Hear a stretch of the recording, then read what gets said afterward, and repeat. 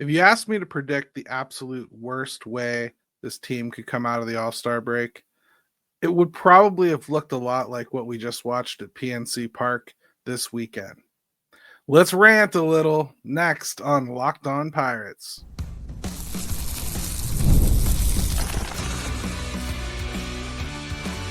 You are Locked On Pirates, your daily Pittsburgh Pirates podcast, part of the Locked On Podcast Network, your team every day.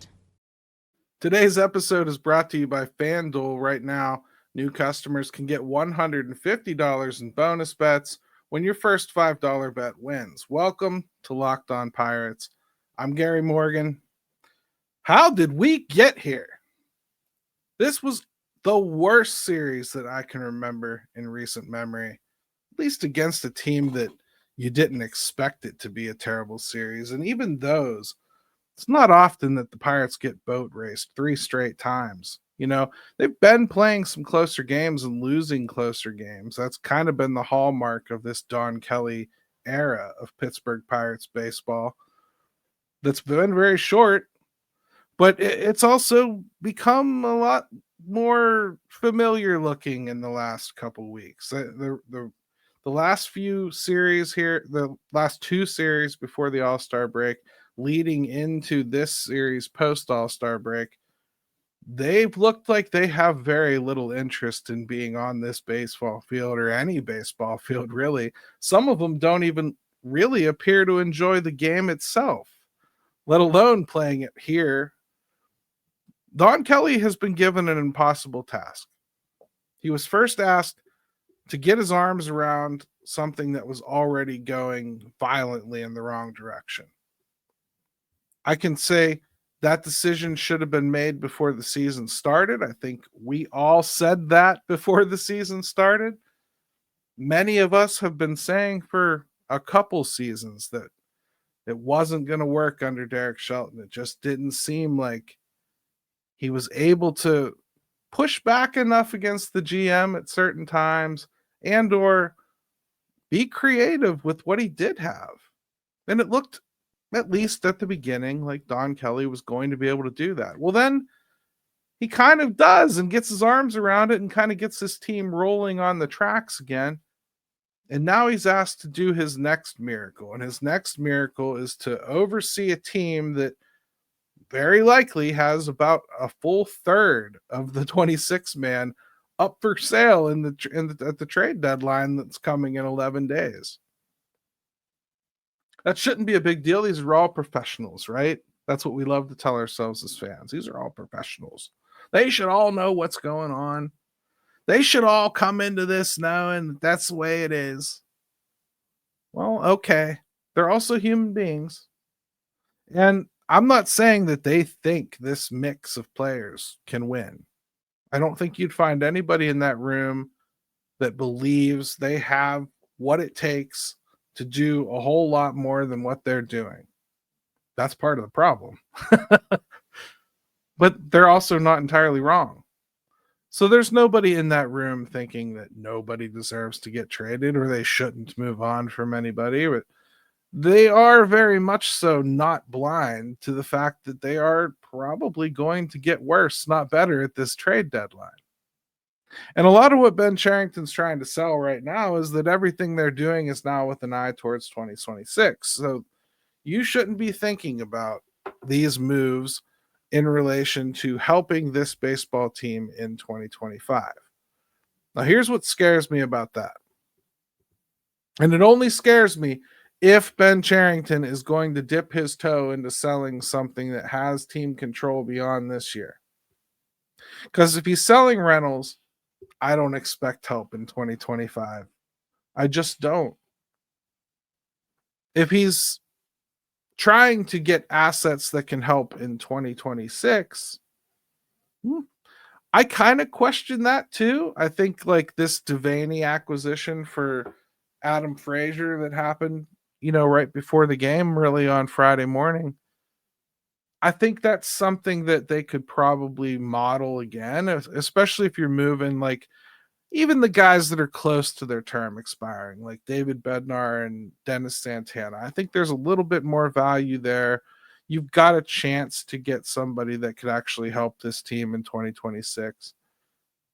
But 2025 at this point needs to be used for seeing what's going to be part of 2026, right? Is that not what he's saying? If he's saying that he's turning his direction to 2026, I get it. But shouldn't your team be doing that same thing? Like, I understand that you have some guys for sale and you want to play them. IKF comes to mind, Andrew Heaney comes to mind, those types. But are you doing yourself any favors value-wise by continuing to shove Andrew Heaney out there and asking him to hand you innings that when he don't have it? I don't know. I think teams are smart enough to know like what you're buying with Andrew Heaney is not necessarily his stats. It's his cumulative what he does in general, what he can bring to your rotation or what he can bring to your bullpen. I think he's a pretty established commodity, and I wouldn't worry too much about his stats from the last few days, but it's something to think about because you're also not playing Tommy Pham, who's been hotter than hell. Okay. And you want to play him because you want to con some team into thinking that he's having a little bit of a resurgence and he might help them a little bit down the stretch. I think that's a tough sell, but I'm watching him every day. Okay. I've watched the beginning of the season. Most teams aren't, most players aren't. Well, they're not blind. They know what happens and they can look at splits just as easy as I can and see when he started hitting and when he didn't. But it's been going on for a few weeks now. And they made enough of a big deal about it being partially driven by this contact solution, right? Or the new contacts that he got, that I think you could probably con a team into thinking there's something there, but you're not getting a major piece back for him. So part of me is like, well, what's the purpose in playing him anymore? You get what I mean? Like, if everything's about 2026, well, it's time to quit having the same lineup every day, right? If everything's about 2026, let's be real. The best version of this team has O'Neal Cruz playing every day and hitting right in the heart of the order, right? It does. Look at his stats. He's still got a good shot to be 30-30 this year. He's coming back next year. You should be happy about it. The overall pall of this team has painted O'Neal Cruz as some kind of dark horse this year, but he's going to put up the numbers that I think we were hoping he would. At least close. Think about it. He only needs 14 more home runs and he'd be 30-30 this year. There's just not a world where you're looking at that and calling it a bad season. You can look at it in comparison to what you think that man's capable of. And then, okay, yeah, you can say that he didn't shoot for what you think he could do. But you can't say that's a bad season. You want that back. That's coming back. Brian Reynolds is having a terrible season. He is coming back. So you got to play him. Brian Hayes, unless they move him, is coming back. You got to play him. I can't for the life of me see Joey Bart coming back. So you should be playing Davis every day. You should be playing Horwitz every day. They are, but you should be. You traded for him. You sold him as a solution at first base. You owe the rest of this season to find out. No ifs, ands, or buts. Let's see it. Let's hope that he recovers fully from the wrist thing and he really starts coming on. You sold him as a solution. And I got to be honest, I don't want to go into next year wondering about first base. Let's get it out on the table and see what it is. Play whoever in left field. You did Canario for a while. The people that talking about like Jack getting another chance and everything, I get it. I totally get what you're saying. But if you bring Jack up here, I'm just telling you what's going to happen. If you bring Jack up here and you play Jack once, twice a week, he's not going to hit. That's his history. Jack's not going to hit. He's too streaky. to play once or twice a week and do anything productive. You have to ride the roller coaster with a guy like Jack. And if you do, he's going to suck an awful lot. But at the end of the year, if you played him the equivalent of 150 games, I bet you probably get 25 home runs out of him. I bet you probably get 200 strikeouts. I bet he looks pretty bad, but I bet he plays good defense. He hits a decent amount of home runs for you. I think that's what would happen, but we'll never know because this team calls him up and plays him here and there. Okay? All they're going to do is just frustrate that situation and the fans, having him called up. Every time he gets in, it's just a continuation of the same bad story. And I'm sorry, that comes from just not pushing through it and doing what you have to do with young players.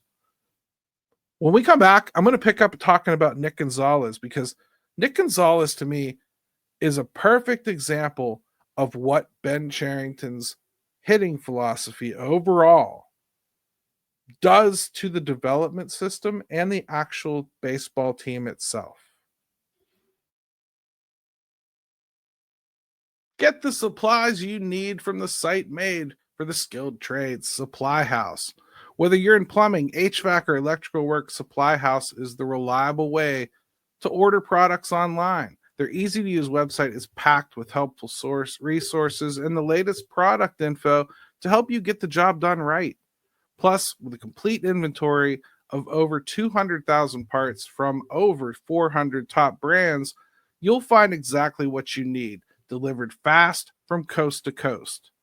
Join the Trade Master program today at supplyhouse.com and start ordering plumbing, HVAC, and electrical supplies with just a few clicks. Plus, use promo code SH5 for 5% off your first order. That's supplyhouse.com.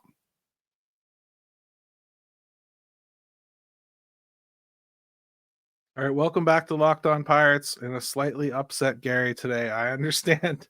I had to watch all three of these games. I didn't get to just shut it off because I had to talk about it. I mean, so give me a little bit of grace for being a little edgy today. I'm not happy about what I just watched. I felt like I watched a total systemic failure, a total collapse of this team. I didn't see the effort. I didn't see people wanting to be there. I don't see scrappy guys trying to win a spot or earn a spot or keep a spot. I see a collection of guys waiting to find out who's coming or going before they get serious about starting to look forward themselves. And you can't win that way. And worse, you can't find out what you got that way. Nick Gonzalez, I promised I would pick up with, though, here. Nick Gonzalez is a poster child for what Ben Cherington's development system does here. Okay?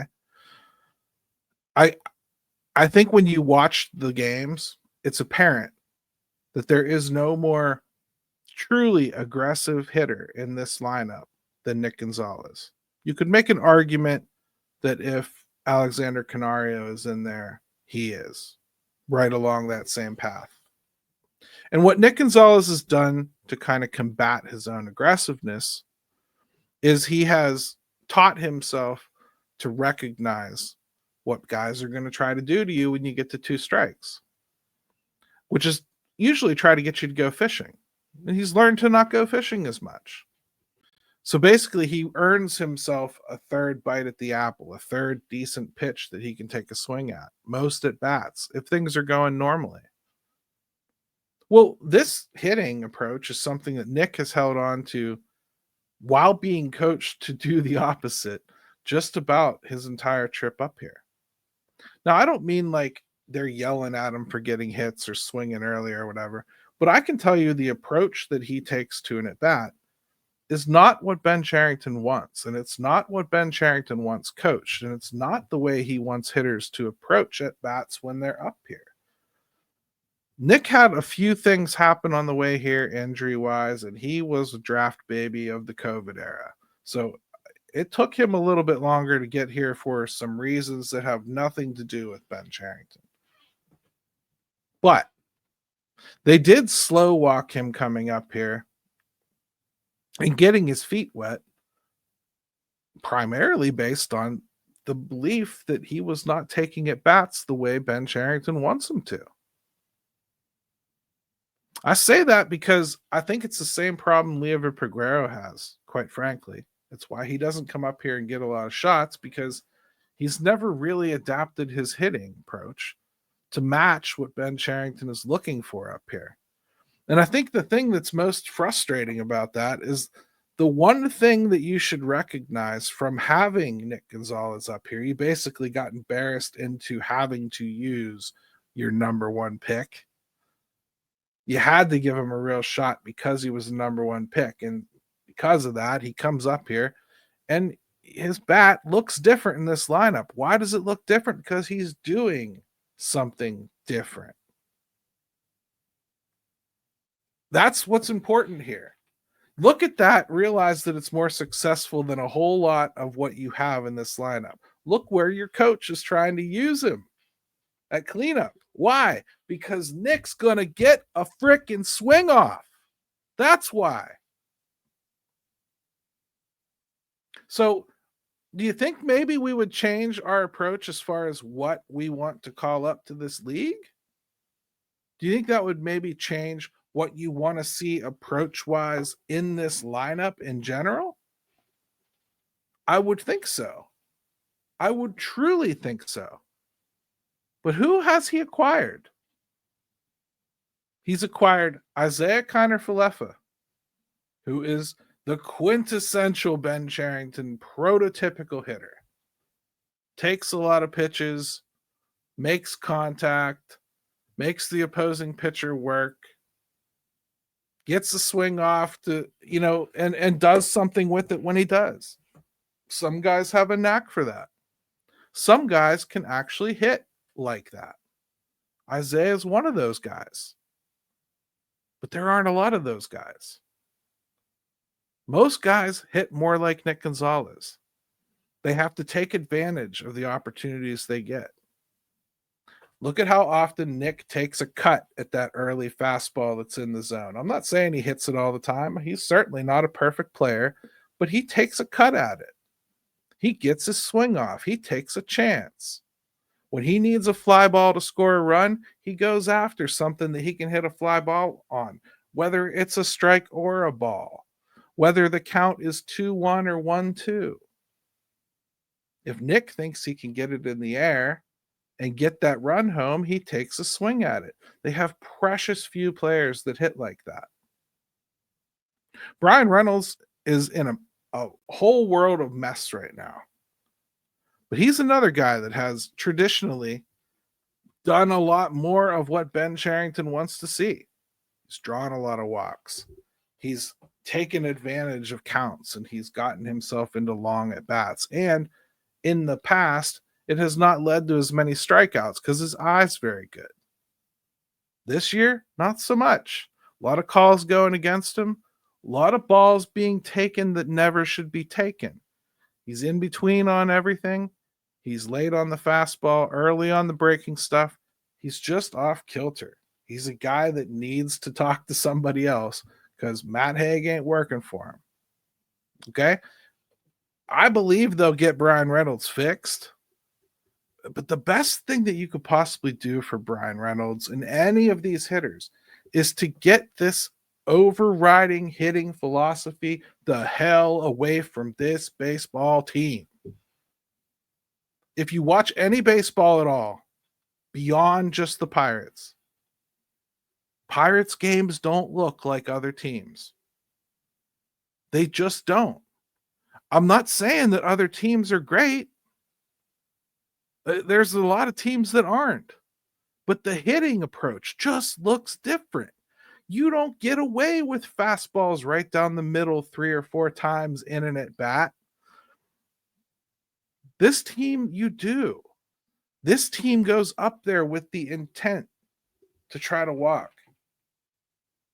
When you have that in the back of your mind that a walk is a great outcome, and it's a better outcome than a strikeout, the problem is most of the time when you are the type of hitter that we have here that's gonna miss in zone, they've got a high in zone whiff rate this year, worse than I've ever seen. You can see them miss fastballs right in the middle of the zone when they do take a cut, right? So they get to this point where it's like 2-1, 2-1 count, and they just everything in them screams, go for the walk. You're only 2 away from it. Go for the walk. And what happens 9 times out of 10? Boom, strike in the zone, 2-2. Now you're fighting to save your at bat. Completely different mentality. You've gotten on your back foot. You don't know what's going to come because you're reacting to them. You're trying to draw a walk. The very last thing that pitcher wants to do. They want to throw a strike. They want you to put a swing on it. They want you to force the action. You can't do it, and you give them a whole extra layer of ways to get you out. This baseball team needs a systemic change. That's where I'm at on Ben Cherington. And the thing I worry about most coming up to this deadline, it's not necessarily that I think he can't make any trades or like I think this Devaney kid could be pretty good. But the problem is what you do with these players when you get them. I think what Devaney's done in AAA this year is great. I'd love for him to get here and bring it up to the majors and put it into practice. I mean, he strikes out a little bit too much, but he swings the bat. I mean, all the things that make his numbers attractive, the first thing I fear the Pirates will do is send him down to AAA, which they already did, and try to work on getting some of those strikeouts out of the way. And let's see if we can't get him to be a little more patient at the plate and draw a few more walks. And before you know it, those 18 home runs that he hit in AAA turn into, well, Indianapolis is a really big ballpark, and so that's why the power's not showing up. And then they'll bring him up and, oh, well, PNC Park's not real fair to – you see what I'm talking about? It's always something else. The approach is the problem. The offensive approach is the issue. And the offensive approach, no matter who you hire, no matter who you talk to, no matter what, is coming from Ben Cherington. And all of his analytics are driving the ship in the direction of what Ben Cherington wants to do offensively. And for the 9 billionth time, it doesn't frickin' work. It's not so much that he's not adding talent. Look around this diamond. Most of it's coming back. Most of it is coming back. You're going to have Henry Davis catching next year, or Endy. I wouldn't even roll out Bart yet, even though you should. Horwitz is going to be here. Gonzalez is going to be here. Yeah, we don't know who the shortstop is. Brian Hayes is probably going to be here. Brian Reynolds is going to be here. O'Neal Cruz is going to be here. Most of the starting pitching options that you can think of are probably going to be here, except for Heaney. They should probably be getting close to making a call on Falter. I think you've probably gotten an extra year out of him. And even when they let him do the best he can, they only let him go 5. We've got better options than that, right? So, I mean, most of this team's coming back one way or another. And even a new GM is not going to look at this team and think, if I trade Brian Reynolds or O'Neal Cruz, I'm going to be better in 2026. Why? They could never answer that question unless Bob Nutting cut a big check, a bigger check than he's ever cut, and this GM was smart, and you convince a free agent to come here and be the new face of the franchise offensively. Or you look at Brian Reynolds and O'Neal Cruz and you go, there's a better chance that they come back here next year and improve and or bounce back than there is I'm going to replace that talent. Most of this team's coming back. What needs to go right now is that offensive philosophy. And it's mind-boggling to me that they're going to let him conduct the trade deadline, mostly because He's bringing guys in that fit his offensive philosophy. Yeah, mind blown, right? Mind blown. Uncertainty is the enemy of progress. And that's exactly where we're picking up in segment 3. Oh, I warned you I was animated today. Summer sports are in full swing, and whether you're all about baseball under the lights, golf on the green, or high-stakes soccer action, FanDuel is the best way to make every game even more exciting. You're already following the action. Why not make it a little more thrilling with FanDuel? You can get in on the game while your friends are getting sunburned at the beach. Whether I'm placing a same-game parlay or watching a bet ride into the 9th inning, FanDuel makes it feel like I'm part of the action. I just never bet on the Pirates. New to FanDuel, new customers can bet just $5 and get $150 in bonus bets if your first bet wins. Open the FanDuel app today or visit FanDuel.com to get started.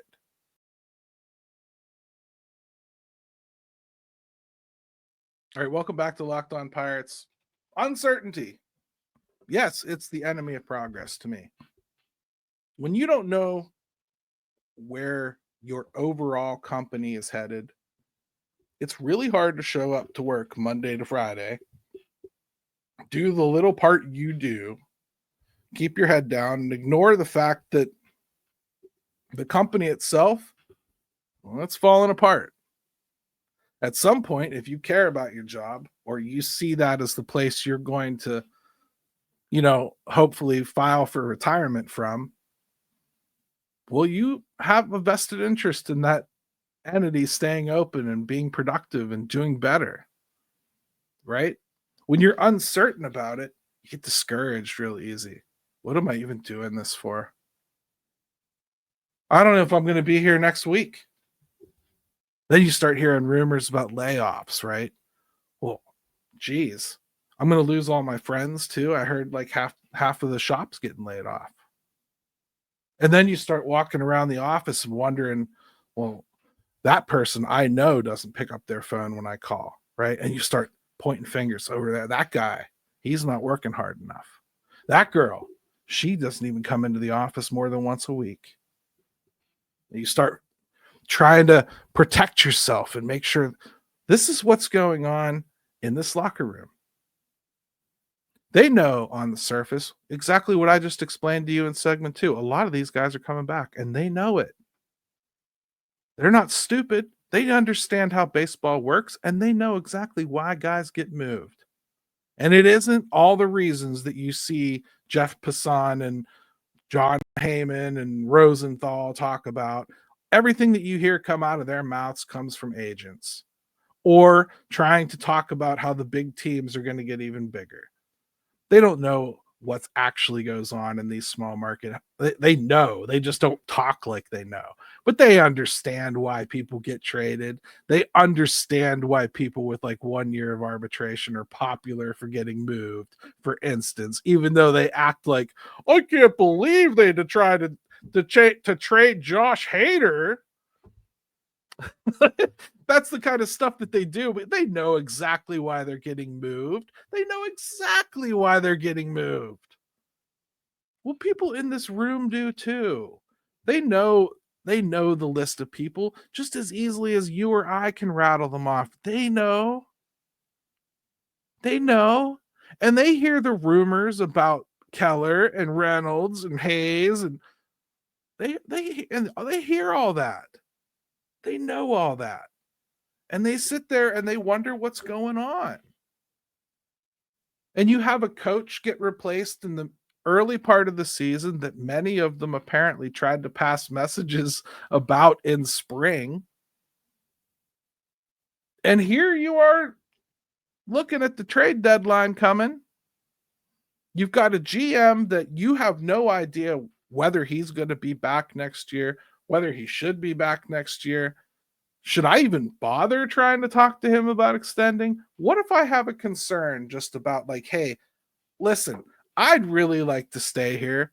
I know I'm having a down season, but are you going to go have a talk with him? No, because you don't know if he's going to be here. And you don't know who he's hired that's going to stick around either. And you don't know if the coach is going to stick around. Oh, sure, they've said nice things, and sure, Bob made the hire, and sure, he's done okay. But you're not exactly putting out like an ad that he's doing awesome these last couple weeks. So you're feeling the pressure of like, now I'm letting down this guy that I really do want here. And you still don't know what's going on with the GM. You don't know if they're going to do something crazy like go into a rebuild. Why would you think they might not? You hear all the same stuff. You got people coming to the ball games when you do have a rare sellout, and every single time it turns into a plane flying over your stadium telling your owner to sell. And then chants start in the crowd. And that's not about you. That's not directed at you, but that's the team you play for. That's the team you play for. I can tell you truthfully, there's a bunch of those guys that got very close relationships with him. In fact, the only reason they're here is him. So I'm sure it's not a comfortable situation for that room. But nothing is worse than just not knowing. Like, let's say they get through the deadline and then I guarantee there's going to be a whole new narrative that now they can go ahead and fire Ben Cherington because the deadline's over and that's what they were holding on to him for. Well, I would immediately have some questions for Bob Nutting. If it was that clear that you were firing him, why did you even let him pretend to be in charge of the deadline? Because clearly he wasn't. If you moved on from him that quickly, did you just need him to make phone calls? If so, who was monitoring his phone calls? Because I can't imagine he didn't know if you knew, if it was that sure that it was coming, that you were able to make that call right after the deadline. It tells me you're trying to get to the end of the season at this point.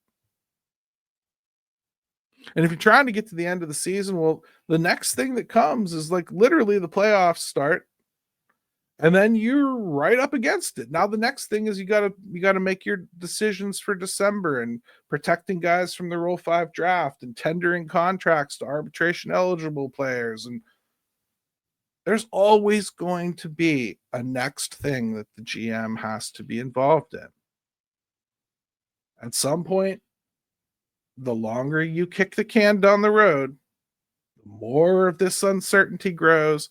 And I'm telling you, as long as it feels like this team will not grow. And there's too many of these rentals on this team. They need to clean house. I'm talking like if you can't get a buyer for Andrew Heaney, DFA him, move him to the bullpen, because you cannot afford to let it get in the way of seeing what you have for 2026.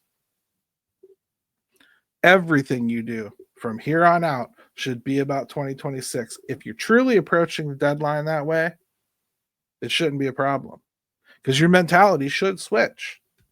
The problem is the guy saying it doesn't even know whether he's going to be here or not. It's a bad weekend to be a Pirates fan. It's been a bad season to be a Pirates fan. But the thing that has sucked most about being a Pirates fan under Ben Cherington has been offensive ineptitude.